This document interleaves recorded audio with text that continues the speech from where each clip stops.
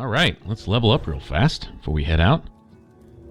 I guess we'll go ahead and keep on with the whole Dark Brotherhood thing. First I want to see what points we have to work with. Nice. Couple more levels in strength. If we want to cap that off. Agility's done. Awesome. Very good. Don't need to think about that anymore either. We can just kind of level at will now. Don't know that we'll actually do much more of that. It depends.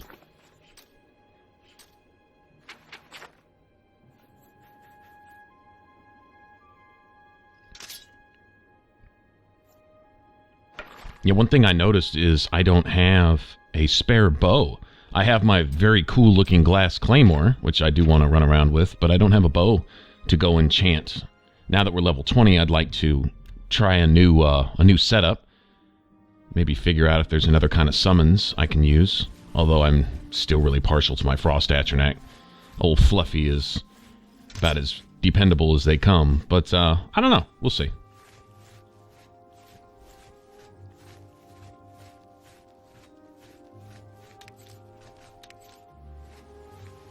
I'd said a couple times before, I was surprised by the number of enemies that are resistant or immune to frost. There's a lot of them. Just about any ghost, just about any undead. It's a good portion of the enemies in the game, really.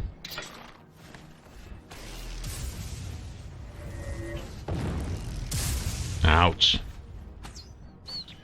Actually, it's not hurting too bad, really. I guess he's out of magic. Yeah, that's what you get, little shit. Come here.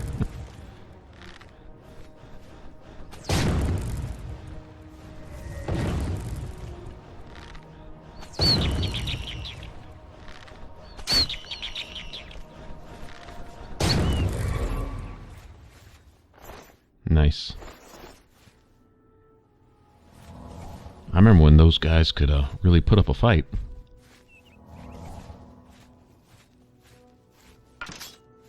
So anyway, I was thinking maybe we'd do this next Dark Brotherhood contract, mission, whatever, and see if we couldn't just pick up a bow for free.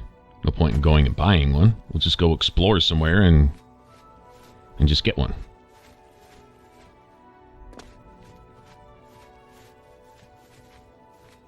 What is this? This looks familiar.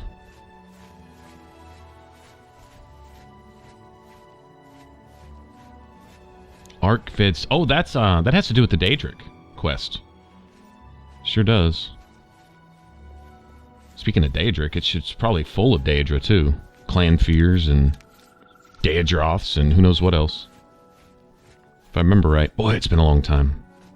Yeah, look at that statue there. I remember this place. I really do. Boy, the old ruins in Oblivion. All throughout Cyrodiil, just... Man, it's totally bringing back memories, huh? I'm getting all emotional here. Like, oh man, I miss this place.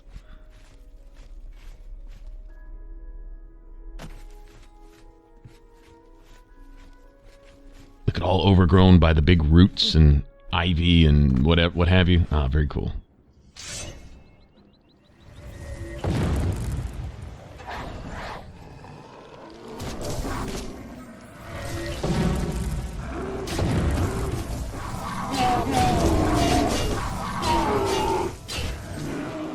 Nice.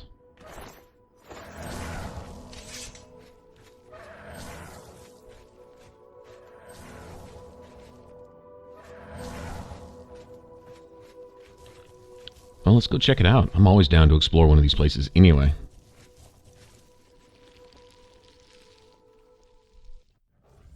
I'm pretty sure the dead drop is pretty close to the entrance, but I want to look around. I want to see what's here, see what we can't find.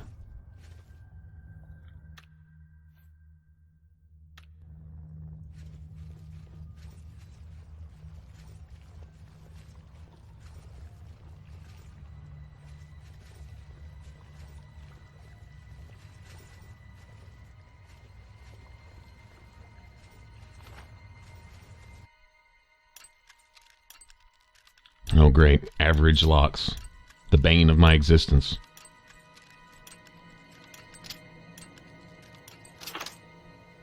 think that's a first. Opening one without breaking 20 picks.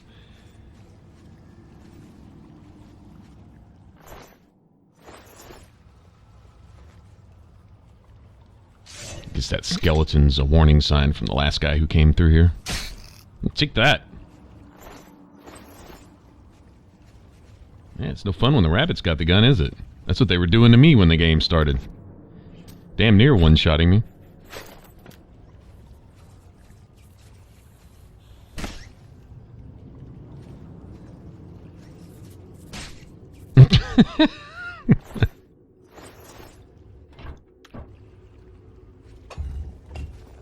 I wonder what 6 times damage for a punch actually comes out to.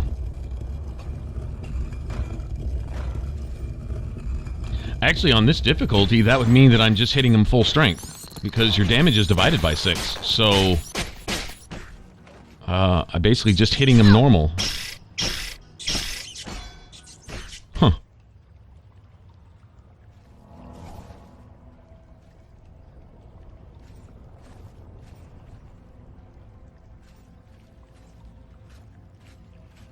Well, which way to go? Guess I'll follow the arrow first.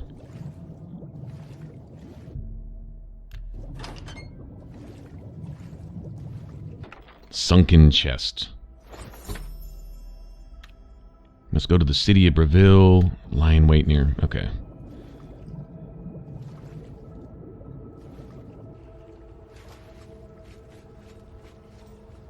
Once again, another random location to go kill somebody, and no idea why. Except that I'm being told to. You're an assassin. That's all the reason you need. Okay, whatever. Where are you?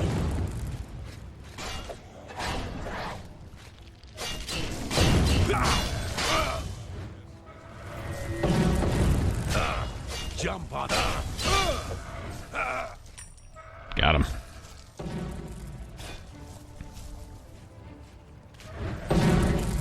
There's a glass claymore, it looks like. Yeah, that's a cool looking weapon. It really is. Whoa.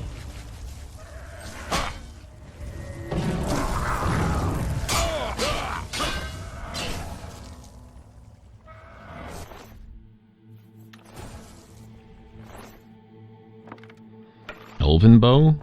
We could roll with that, I guess. I'd kind of prefer a glass or maybe an ebony, even a Daedric one. If I come across a Daedric bow, I might have to roll with that, because those do look pretty cool. Daedric greatsword, I'm really not sure. I know they're heavy as all get out. They're like 60, 70 pounds or something. They're heavy. So I don't know. I'd have to look at it. If it just looks too cool, which being a Daedric weapon, it probably does. We'll see. But right now, that glass one that's the one that's got my eye.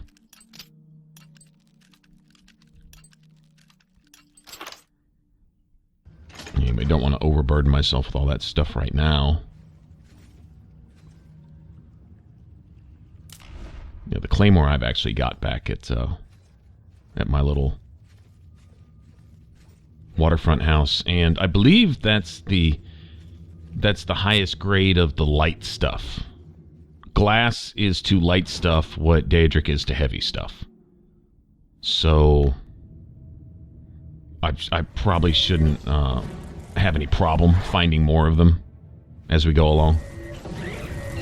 Say if I want to change out, I can probably buy them here and there too. Wouldn't doubt it. So.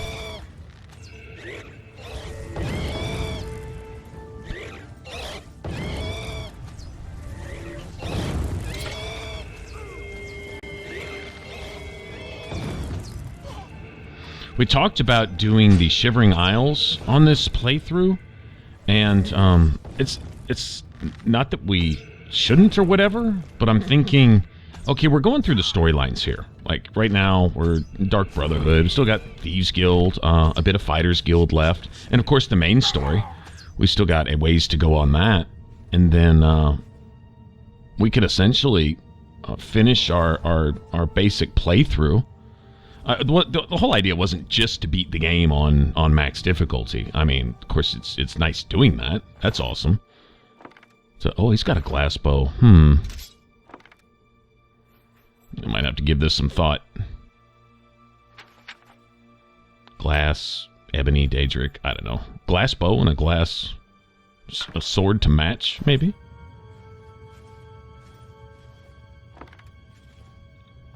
Yeah, but anyway, I wanted to stream this, and I really wanted to stream this, at least get some time to stream before Skyrim Remastered comes out, because then I seriously plan on streaming that also. I mean, not buying it for nothing, you know, I want to look at it, if nothing else, get in there and just wander around and check it out. Yeah, I think we're going to roll with the ebony bow. Like I said, I don't want to max out on my carry weight right now. I could feather myself, but I may actually fortify my strength a bit. Some people fortify their armor with feather, which gives you more weight return, but why not fortify your armor with strength, which gives you, what, 5 units of weight per point of strength and gives you a little bit more melee damage. Why not just do that instead? It's a little bit less weight to carry, but overall I think the benefit is enough. I think you can fortify it, what, with 10 or 12 points. I guess it depends on if you use a sigil stone or if you enchant it yourself. I think if you do it yourself, you max out at, is it 10? I don't actually really remember. I know, I remember it just being whatever gem you use. Grand Gem gives you the best returns, and it's just a simple thing like that. It's not something you can't decide on what strength. Your gem dictates that. Oh, I remember this. We have a puzzle. Yeah. Dragon Age uses this same puzzle formula right here. Certain buttons cause certain doors to do a certain thing. Yeah, and always seems to leave one up or 2 down, or anyway. See if we can't figure this out. But anyway, I was thinking we could do Shivering Isles on a stream too, as well, and keep it recorded. It'll be, I can make a playlist, you know, Oblivion livestream, and put it on the live stream playlist also. So I mean, it would be there. Some of you guys, ladies and gentlemen, might actually like live gameplay as much, if not better, than this recorded, edited stuff too. I mean, we do both, so I don't know. I'm just thinking time-wise. I do have this recorded a little bit ahead of time from when you actually see it. Like, you guys probably won't see this for another week or so. That'll still leave a little bit of time to stream before Skyrim Remastered comes out. Let's see, what's today? I don't know, something like, what, 30th, the 1st, 31st, whatever.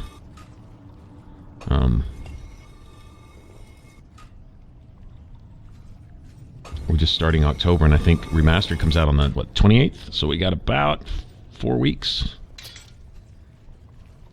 I don't know. We'll see. Kind of hard to record this like I want to because we're streaming 4 or 5 days a week also. There is that. Too many irons in the fire, man. Too many irons in the fire. I want to go look down there in the water, too. Something tells me I'll probably wind up down there. Right now, I need to figure out...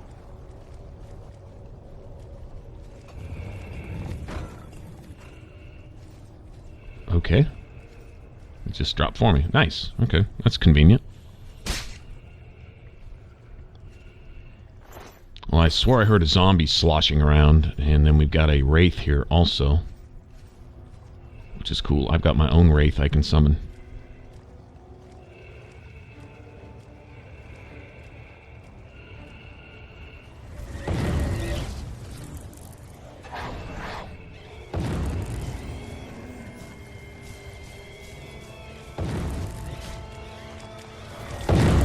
Oh, great. My Atronach's in there stuck with the wraith, which is fine. But, it's going to lead me to fight off. We got 1 zombie or 2? We have 2 zombies and a wraith. Oh, awesome. Well, that's great. And I'm sure these are of the very hard to kill, almost endless health pool variety of zombies right here, too.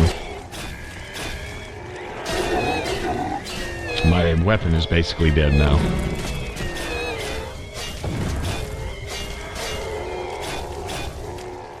I wonder how hard they're hitting. I'm probably about to find out the hard way right here. Oh, I think that zombie blocked that wraith spell. Awesome.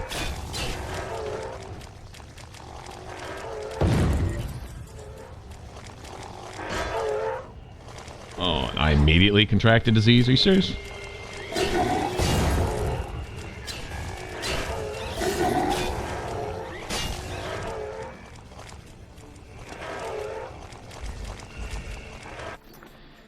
Astral vapors. I think that affects your magicka regen. Basically gives you the Atronax sign without the bonus, if I remember right. Okay, I don't have any cure disease potions either, but I can use the spell. That I can do. Yep, my restoration's at 50 now, so that's convenient.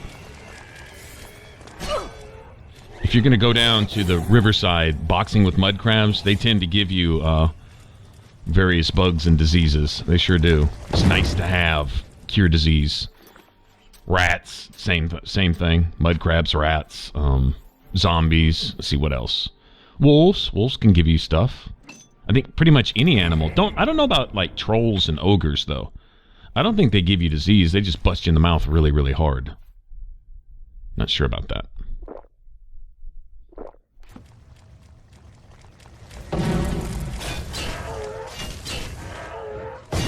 Alright, yeah, let's regroup here. There's really no point in wasting charges from the sword without a spell to debuff the enemy. See that massive difference? Everything really works together well. But each thing by itself, the spells, almost useless. Now, your summons can do some work. They can take care of problems for you sometimes on their own. But they're not... the cards aren't stacked against them either. They're not playing with a stacked deck. Like we are as the player. Really pissed off wraith. Here, I got a wraith too. There you go. Take that.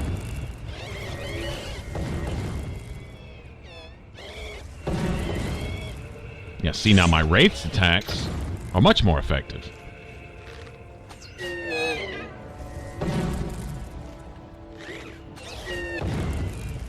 That's what I'm talking about.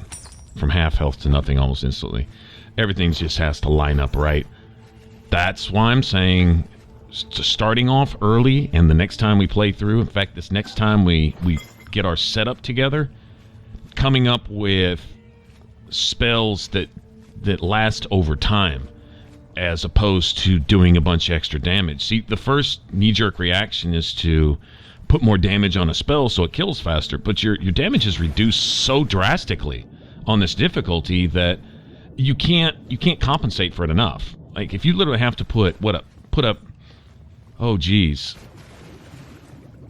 6 or 12 points of damage for each point of damage you want to do, or whatever, however that calculates out, you gotta dump 24 points of damage in to do like 2 points, or even 4 points. I mean, and that's little or nothing. Enemies don't have any bigger health pools, but if you thought it was bad on normal, well, you got to hit them 6 times as much. I mean, that's a little excessive to try to dump all that damage into a particular spell or a single enchantment on a weapon. Things have to work together, and which I think is the beautiful thing about the way they balance this. So having a spell that debuffs them to magic attacks and to a certain element and makes them more susceptible to that, and then complements whatever type of damage you're doing on your weapon and whatever type of damage your summons is using, and all those 3 things working together can kill an enemy essentially faster than what I'm used to killing them on in normal.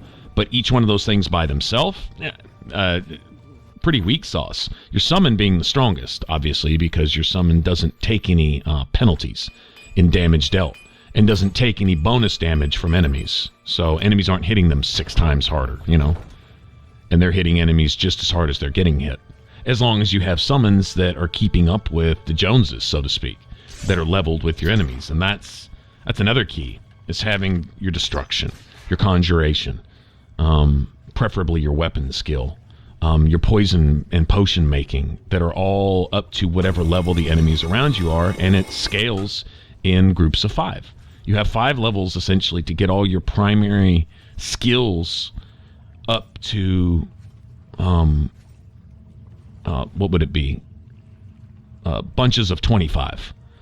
By the time you reach level 5, you want everything 25 or higher. By the time you reach level 10, you want everything at 50.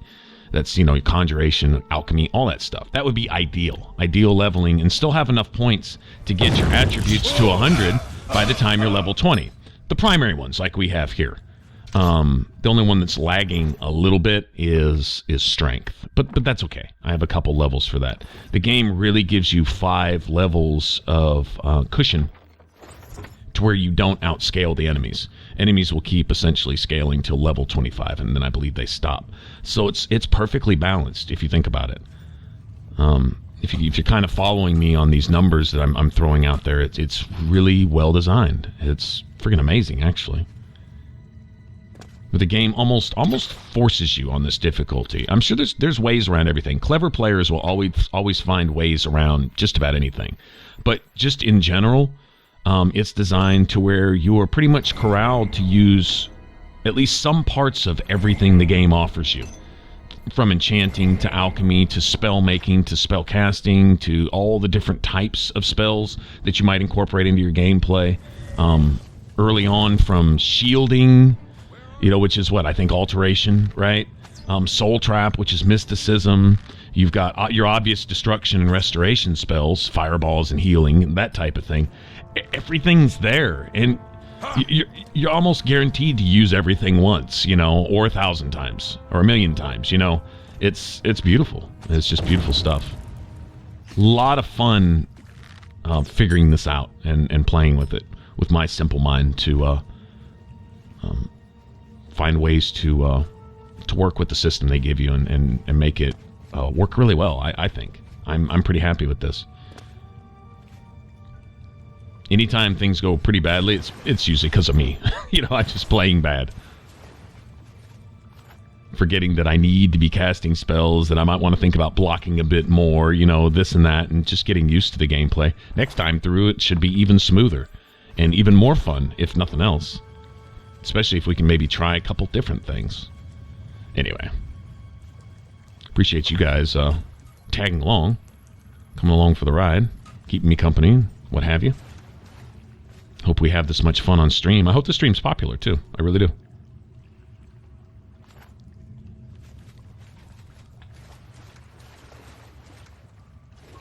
Okay, I totally dig those Varla stones. That is awesome.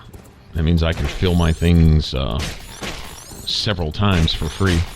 That works really well if you have a staff that has a really hefty charge on it, and it's empty, and then you have a melee weapon that's empty, and your bow is empty, and whatever, maybe even a second or a third staff that you may keep along, and those are all empty. Oh man, getting to refill everything for free? Well, not free exactly. Those Varla stones are actually kind of worth a fortune, but I'm not really pushing for gold here. I'm kind of liking this only having the waterfront house. That's it. That's my little shack. It's keeping it simple, keeping it basic. Nothing outlandish, nothing big and fancy. Just my little shack on the waterfront, and building my little legend as an adventurer, the hero of Kvatch. Freaking awesome, man. Awesome. Don't get me wrong, it's nice to have a house in every city. And I think a few of them have something of a quest that you need to do in order to get the rights to buy a house. Skyrim, they made it vanilla and cookie cutter type design. Go do a fetch 'em quest for me. Go do another fetch 'em quest. X number of fetch 'em quests equals right to buy a house. They dumbed it down a bit. But in this one, I think it's the same kind of thing, sort of, earning the trust. Okay, are we back at the start? I think we are. Yeah, earning the trust from the, well, they don't call them Jarls here. The Counts and Countesses, yeah.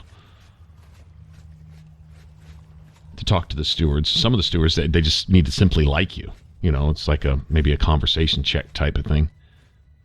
It seems like, well, in Anvil, there's a whole different thing. There's a quest just to get the house in town. It has nothing to do with the Count. It has to do with dealing. We talked to the guy, but he wanted $5,000 at the time, and I didn't have it. I was going to go ahead and just go get the house, and at the time, we would have had to go fight some ghosts, I think. Now, it's probably going to be a house full of gloom wraiths or something.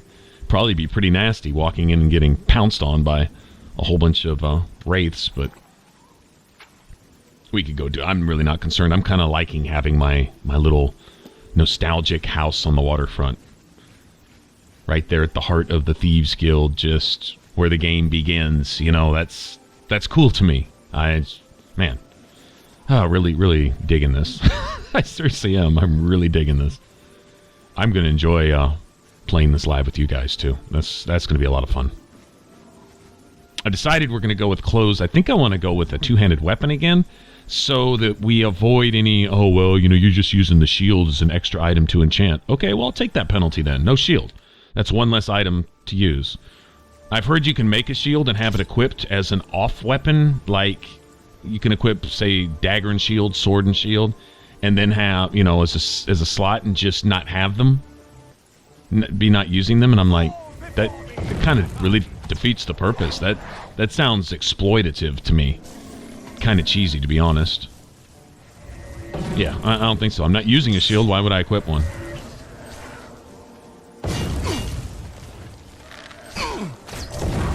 Slap the shit out of him. Golem is dead. Now I may journey to the city of Anvil and pick up my reward from... Oh my gosh.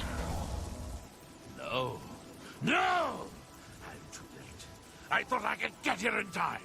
Thought I could stop you! I see this. What have you done? What madness has claimed you? You have betrayed me. You have betrayed the Dark Brotherhood. Why? I am here to end your miserable life. But I can see the confusion in your eyes. You have no idea what I'm talking about, do you?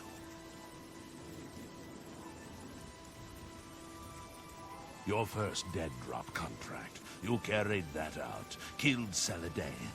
After that, you eliminated the Draconis family as ordered. Then, betrayal. Your dead drops went unvisited. Your targets ignored. Instead, you've been systematically killing off all of the members of the Black Hand. Jagasta, Shaliz, Uval Uvani, Havelstein, Whoreblood, speakers, and silencers all! And Umgala, the listener himself! The surviving members of the Black Hand know that you're innocent. They know you are only following orders. They believe I am the traitor. Don't you see? The traitor somehow switched your orders and has been sending you to the wrong dead drops. You and I have been deceived. We must find out who is behind this betrayal. We haven't much time. I am hunted day and night by the Black Hand. They want me dead. Here is what you must do. Go now to your next dead drop. Lie in wait and confront whomever drops off the false contract. Uncover the true traitor's identity, and then come see me. I'll be in hiding. Fort Farragut is no longer secure. It's under watch by the Black Hand. I'll wait for you at Applewatch, the farm where you killed the old Draconis woman. It should be empty and safe. Now go, and may Sithis help us all. Well, all kind of became clear. Learn the identity of the betrayer, so we can end this madness and restore the authority of the Black. Yeah, thought it was a bit odd that some of our targets had Dark Brotherhood reading material and stuff laying around, and it's not that I didn't kind of know the storyline already, but just playing along, it does become clear here that somebody has essentially been using Lucian's little system here to send us to destroy the Brotherhood from within. Had us clear out the sanctuary to raise doubts that there was a traitor in the midst, and then going on and killing the Black Hand itself. Very clever. Lots of intrigue here. Oh man, I love a good twist to a story. Anyway, if you want to subscribe, you can click that button up top. If you want to catch the rest of this playthrough, you can click that image in the middle. And I guess I'll get out of here and go work on the next one. All right? Y'all take care, and I'll see you then. Bye-bye.